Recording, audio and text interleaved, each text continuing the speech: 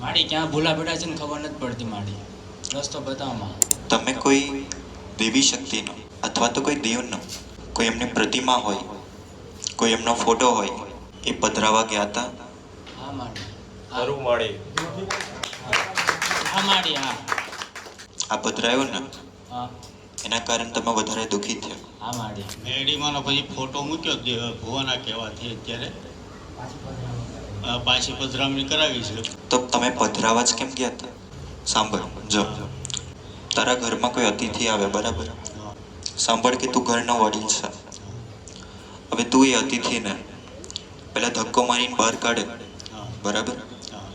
પછી એ વ્યક્તિ પાછો કોઈ દિવસ તારા ઘરે આવે કે ના આવે? ના આવે ને. તમે દેવી શક્તિને એકવાર અપમાનિત કરીને એમ કાઢો તો બીજી વાર એ પાછી ના આવે. રામ રામ માડી. સુરતથી આવું છું. માડી ક્યાં ભૂલા બેઠા છે ને ખબર નથી પડતી. માડી રસ્તો બતાવમાં. બીજો ધંધો નથી હાલતો ને ઘરમાં રોગ નથી જતા. મારા મમ્મીને રોગ બહુ થયેલો છે. તમે કોઈ દેવી શક્તિનો અથવા તો કોઈ દેવનો કોઈ એમની પ્રતિમા હોય, કોઈ એમનો ફોટો હોય, એ પધરાવા ગયા હતા? હા માડી. ખરું માડી. હા માડી. હા આ પધરાયો ને હા એના કારણે તમે વધારે દુઃખી થયા? હા માડી. તમે શું કર્યું એમ કર્યું? ભુવાના કહેવાથી એને મોઢે કર્યું. તમે આવું કરો તો દેવી શક્તિ તમારાથી નારાજ જ થાય ને. હા માડી. એટલા માટે આ એક તમારું ખોટું કર્મ કહેવાય. તમે ગુનેગાર કહેવાઓ. કોના? દેવી શક્તિના. કોઈના કહેવા પ્રમાણે એવું નહીં કરાવું. સમજ પડે છે? હા માડી.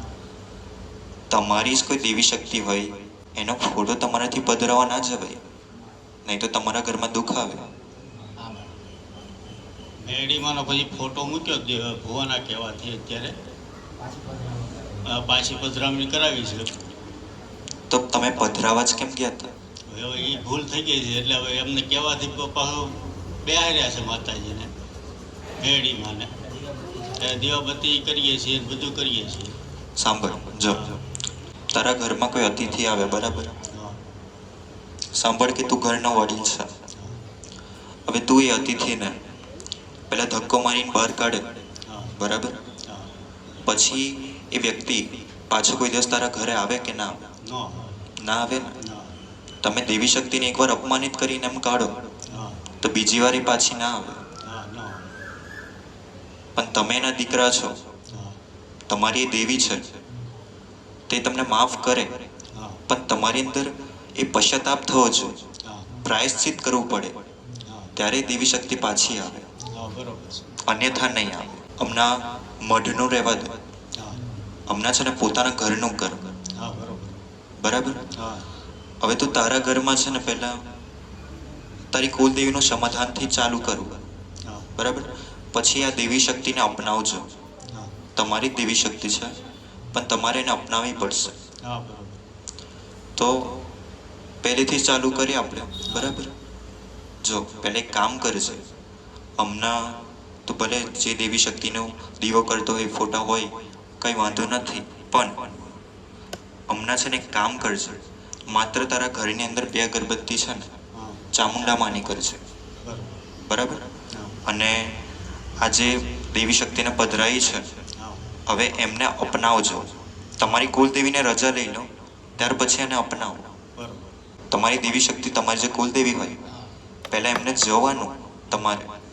તમારા ઘરના પરિવાર બધાએ જઈને પ્રાર્થના કરવી કે માં આવી રીતે દેવી શક્તિનો ગુનો થઈ ગયો છે, તો હવે આને અપનાવવી પડશે, એટલા માટે તું રજા આપજે.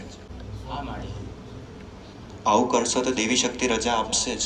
એ ના નહીં પાડે. માં આ વસ્તુ ઘરે ને ઘરે કરવાની ને. તમારા ઘરે, પોતાના ઘરે, મઢમાં નહીં કર્યું. જો ભાઈઓનું પૂછવું હોય તો ભાઈઓને સાથે લાવવા પડે, પણ આ વસ્તુમાં કેવું છે કે ભાઈઓ માને નહીં, તમે એકલા જ કરશો.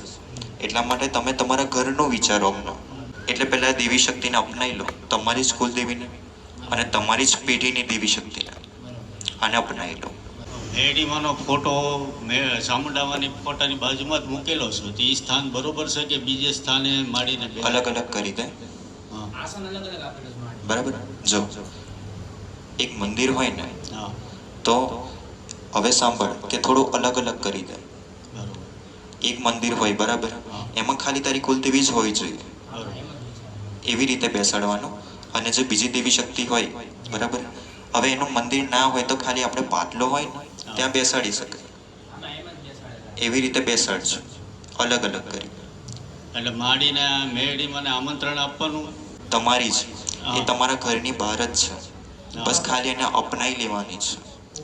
એના ફોટા ઉપર આપણે દીવાબત્તી તો કરીએ છીએ અત્યારે એ માડી. તમે ભલે કરતા હોય, હા. પણ દેવી શક્તિ તમારાથી નારાજ છે હા, નારાજ છે. હા. બરાબર. હા. એટલા માટે તમારી દેવી શક્તિને રાજી કરો અને પાછી બેસાડો, ત્યારે બેસશે. હમણાં તારા ઘરની બહાર છે. બરોબર. એટલે નવેસરથી આપણે અપનાવીએ ફરીથી એમ. ને એ ફોટો પાછો આપણે દીવાબત્તી. હવે મને એક વાત કહે હા. કે એક નિર્વસની જગ્યા છે, હા. એનું કે જરા મને. હવે આ નિર્વસની જગ્યા તપાસ કર તમારી પેઢીમાં, હા, સંતાનનો હોય નિર્વસ. હા. બરાબર. આની તપાસ કરશે જ્યારે, ત્યારે પછી મેં આનું સમાધાન બતાવીશ. બરોબર. ત્યાર લગીને ખાલી આ નિર્વસની ખાલી જાણકારી મેળવી લાવજો. માડી અત્યારે તો ખાલી બે અગરબત્તી જ કરવાની છે ને માડી. હમણાં માત્ર 2 અગરબત્તી કરજો, બરોબર. પણ જેને અપમાનિત કર્યું હોય એને અપનાવી લો. હવે જે તમારા જે પિતૃ કહેવાય ને, પિતૃ જે તમારા જે નિર્વસ થયા છે, હવે થોડાક સમયમાં એમનું સમાધાન કરવાનું રહેશે તમારે, પણ એની નારાયણ બલિ નહીં કરાવી, એને અપનાવવા પડશે. બરાબર. જે નિર્વસ છે, જે તમારી પેઢીમાં બન્યા છે, હવે એ તમારે છે ને તમારા જૂના વડીલોમાં તપાસ કરી ખાસ. બરાબર. તો આની તમને જાણકારી મળશે, પણ તમારે તપાસ કરવાની રહેશે. બરાબર. એ તમારા પિતૃ છે, અને તમારા પિતૃનું સમાધાન હમણાં બાકી રાખીશ. કેમ? કારણ કે જ્યારે તમારા ઘર પરિવાર એટલે કે જ્યારે તમે માનશો તમારા પિતૃને, ત્યારે એનું સમાધાન કરાવીશ. ત્યાર લગીને હમણાં તમારી કુલદેવી, જો ઘરમાં થોડી ઘણી પવિત્રતા જાળવવાની હોય એટલું તો ખબર ને, પવિત્ર રાખવાનું, માસિક ધર્મ સાચવવાનો, ખાલી આટલી પવિત્રતા અને શુદ્ધતા રાખજો અને તમારી દેવી શક્તિને અપનાવી લો. તમારી દેવી શક્તિનું બરાબર સ્થાન એ ત્યાં જ રહેવા દો એને, તો અહીંયાથી અલગ ના કરો. પણ જો તમે કોઈ દેવી શક્તિ હોય બરાબર, કોઈને એક મંદિરમાં બધી દેવી શક્તિ બેસાડી હોય તો એને અલગ અલગ કરવું, અને અલગ હોય તો વાંધો જ નથી. જો એક વાત કહું સાંભળ, એક છે ને સંતની સિદ્ધેશ્વરીમાં કહેવાય ને, તમારે સમય આવશે તો એનું સમાધાન કરવાનું રહેશે. તમારા વડીલોના 2 લગ્ન થયા છે, હવે એનું સમાધાન કરવાનું છે મુખ્ય. બરાબર. પણ આની થોડી તપાસ કરી લાવું છું. તને મેં એક નામ આપું એ સુધી લાવીશ. એક છે ને મોતી, ખબર મોતી, એનું એક નામ સુધી લાવું છું. બરાબર. આનું સમાધાન કરવાનું છે. બરાબર. આની તપાસ કરી લાવું છું, ત્યાર પછી એનું સમાધાન બતાવીશ. અમને એક કામ કરજે, રાહત જોઈતી હોય ને તો ઘરમાં 2 અગરબત્તી કરજે. તારી જે ઘરની જગ્યા છે એને પવિત્ર શુદ્ધ કરજે, અને તારી જે જગ્યાના દેવી શક્તિ છે, જે દેવ છે, એમને ખાલી તમારે જમાડવાના રહેશે. બરાબર. હવે તમારું જે જૂનું ઘર છે બરાબર, હવે પહેલાંના સમયમાં ત્યાં એક દેવી શક્તિ પૂજાતી હતી. પહેલાંના સમયમાં તમારી પેઢીમાં એક શિકોતર માં બની, ખબર પડે? શિકોતર, જેને સતી કહેવાય, જેને મનુષ્ય અવતાર લીધો, એવી દેવી શક્તિ બોલે છે તમારા જૂના ઘરમાં, તમારું જૂનું ગામનું ઘર. બરાબર. ત્યાં એક દેવી શક્તિ છે શિકોતરમાં, તમારી છે. ભલે. હવે આ શિકોતરમાં કયા કે જે કૂવામાં પડ્યા હોય ને તે આ બન્યા છે તમારી પેટીમાં. પણ આની થોડી તપાસ કરજો. બીજું મેં એક નામ શોધી આપ્યું, એનું ખાલી તપાસ કરજે.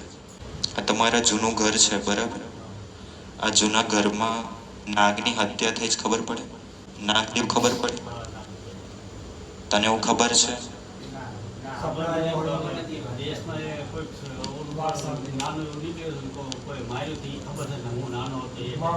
પણ એ જગ્યા પર હતું. ભલે. હવે એ મુખ્ય એ જગ્યા નાગદેવની કહેવાય, જૂનું ઘરની. બરાબર. એટલા માટે એ જૂના ઘરના નાગદેવ જે કહેવાય ને, એ બી તમને દુઃખ આપે. અને તમે જે જગ્યા પર રહો છો, તમારી જે પોતાની જગ્યા ખરી ને હમણાંની જે તમે રહો છો, જ્યાં વધારે બીમારી છે, એનું મુખ્ય કારણ શું છે ખબર? કે જગ્યા પર છે ને નાગના કણ કહેવાય ને, એમનો વાસ છે એ જગ્યા પર. સૂક્ષ્મ રીતે હોય, તમને ના દેખાય, પણ એ ત્યાં જ હોય. હવે એમને છે ને કેવું કે આભડછેદ પડે, કોઈને કોઈ રીતે આભડછેદ પડે. તમે એમની જગ્યા પર રહેતા હોય તો થોડી પવિત્રતા જાળવી પડે. એટલે ખાલી તમારા ઘરનું જેમને હાલ છે જગ્યા ત્યાં એનું સમાધાન કરો, અને જૂનું ઘરે જવાય કોઈ વાર તો ત્યાં બી સમાધાન કરવાનું રહેશે. રાહત મળે તો પછી મને પૂછવા આવજે. ભલે.